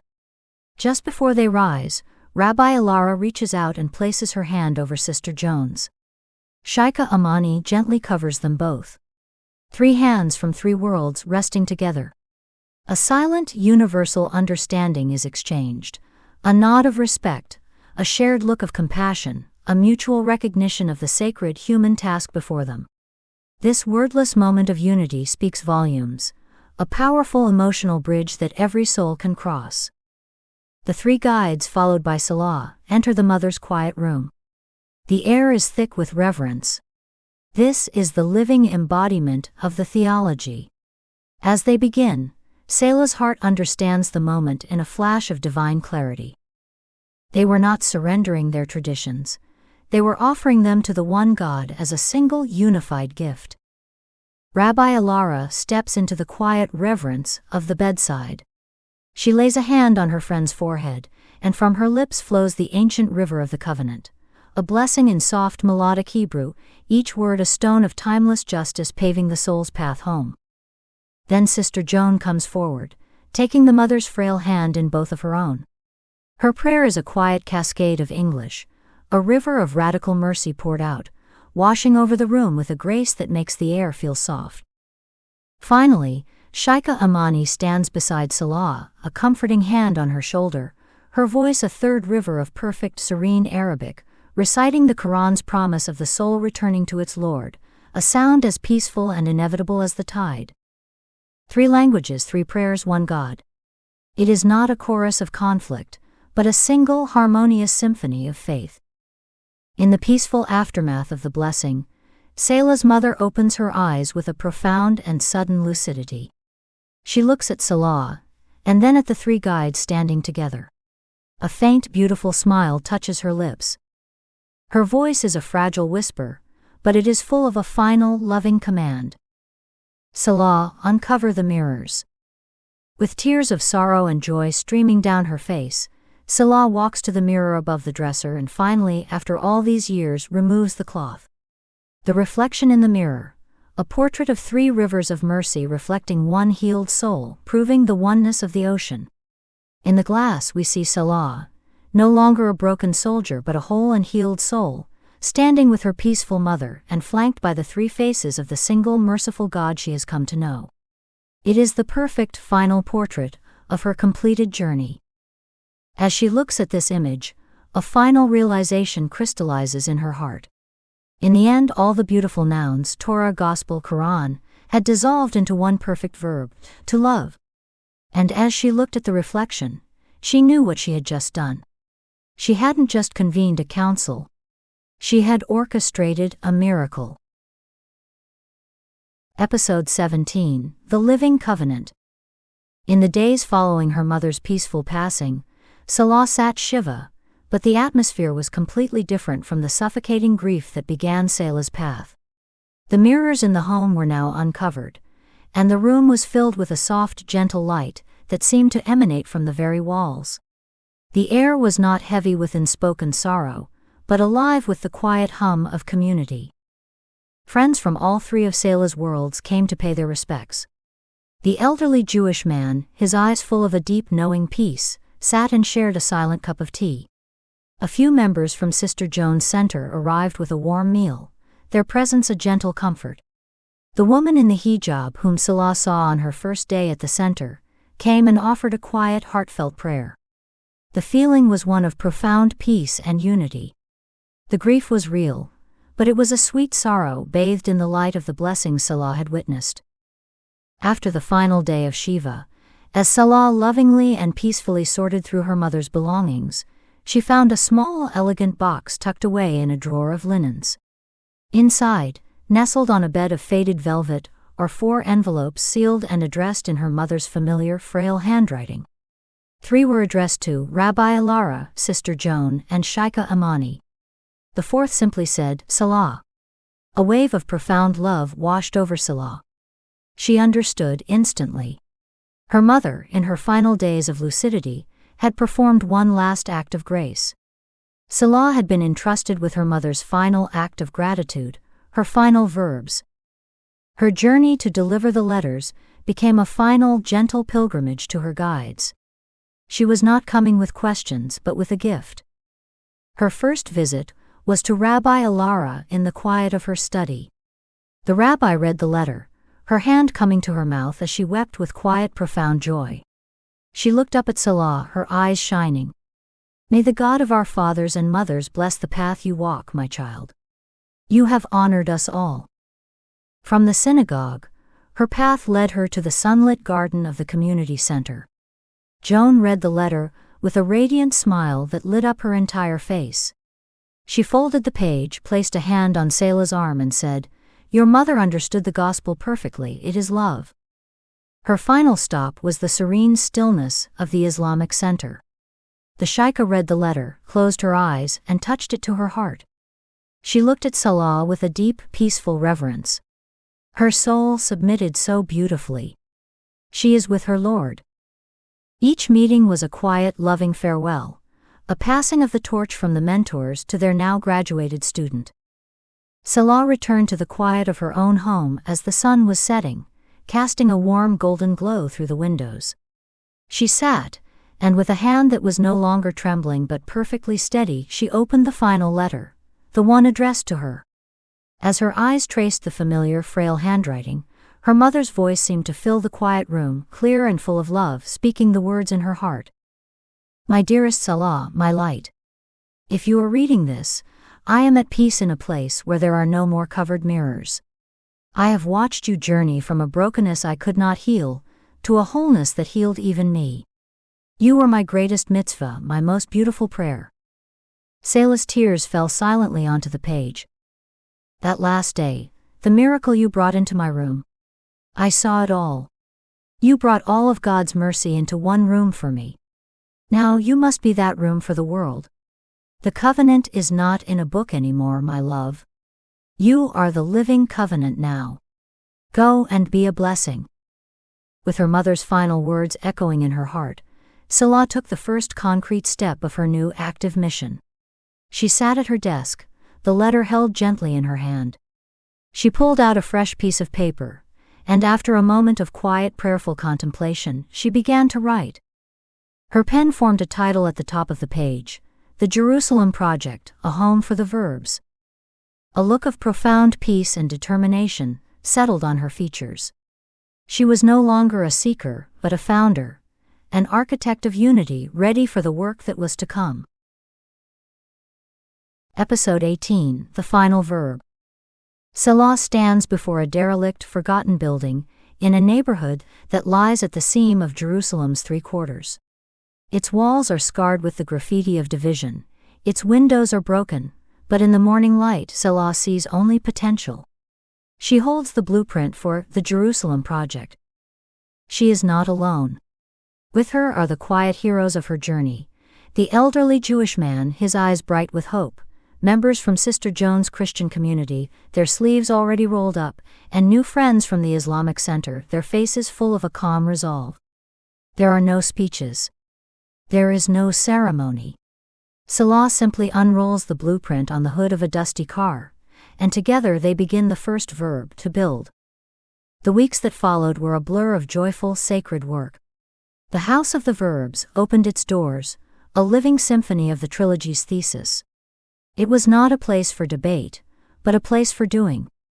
Her life was now a continuous, open invitation. The derelict building is transformed, not by contractors, but by a community. We see a multi-faith group of volunteers working side by side. We see hammering and painting and gardening, and through it all we see laughter and shared meals. The energy is one of pure, unadulterated shared purpose. A simple, beautiful, hand-carved sign is raised above the newly painted doorway. It is written in 3 languages, the words flowing together: Beit HaPe'el, the House of the Verbs, Beit Al-Fil. We see a shared kitchen where a woman in a hijab and a woman in a kippah are laughing as they cook together, sharing recipes. We see a classroom where a Christian volunteer patiently teaches Hebrew to a small group of excited Arab children. We see a workshop where an old Palestinian man, a master carpenter, teaches a group of Jewish teenagers how to repair a broken chair.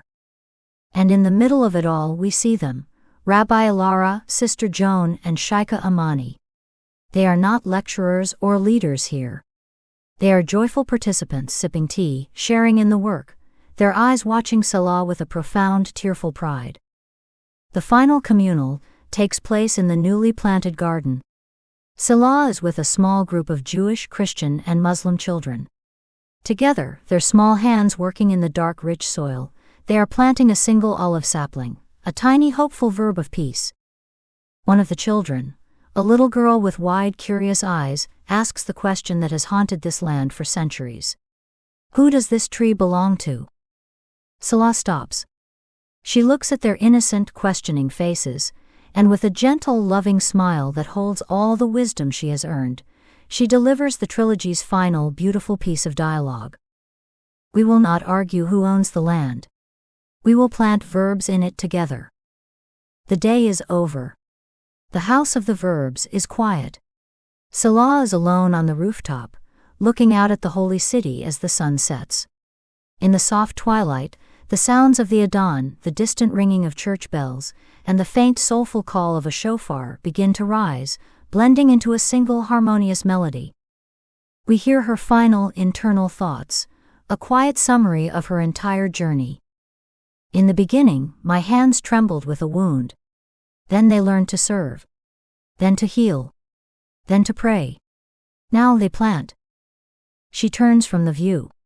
In the center of the rooftop, she lays down a small, simple prayer rug. In a moment of perfect peace, complete submission, and profound gratitude, she enters into sajda, the final, quiet, perfect verb, the ultimate physical expression of a soul that is finally, completely, and eternally home. Her life is the living covenant. The story ends not with a conclusion, but with a continuous, open invitation to you to begin their own journey from noun to verb. And afterward from Selah. It has been 10 years since we first opened the doors to the Jerusalem Project, a home for the verbs. The olive tree we planted with the children that first day has grown strong, its roots deep in the contested and holy soil of this city. It offers shade to all, asking nothing in return. Our house has become many houses, in places of pain and places of peace, from the heart of Africa to the suburbs of America. The work is the same everywhere. We do not debate the nouns that divide us. We live the verbs that unite us, feeding, building, listening, healing, forgiving, loving. From a rabbi I learned tikkun olam, the mending of the world. From a sister that the gospel is love in action. I learned from a shaykha that true submission is the stewardship of God's family. I have learned that all three are the same. The covenant is not bound in a book, but in the bending of a back to lift another.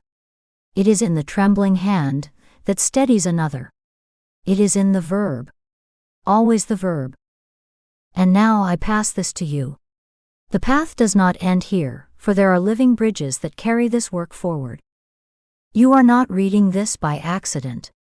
The same unseen hand that writes the stars may have placed this book in yours. If your heart stirs, act. Do not let faith remain an idea. Carry it into your home, your street, your workplace, into the faces of others where God waits to be met. My mother, may God have mercy on her soul, left me with a final charge. Now, as my last act in this story, I pass it to you. Look at your life. Look closely at your life, your hands, the world before you. You are the living covenant now. Walk it, breathe it, be a blessing. With love. Selah. If you seek to walk further on this path, join the hands that are already building. At IslamicRecovery.com, faith becomes a place of healing. At IslamSchool.com, learning becomes a verb. Jazak Allah khair.